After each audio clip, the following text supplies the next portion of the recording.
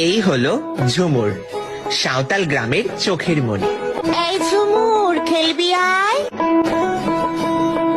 হ্যাঁ ঝুমুর, তোর বাপ মইরা গেছে। ওরে আমানি রে, তোর দায়িত্ব কে নেবে না? আমি আপনার দায়িত্ব নেব।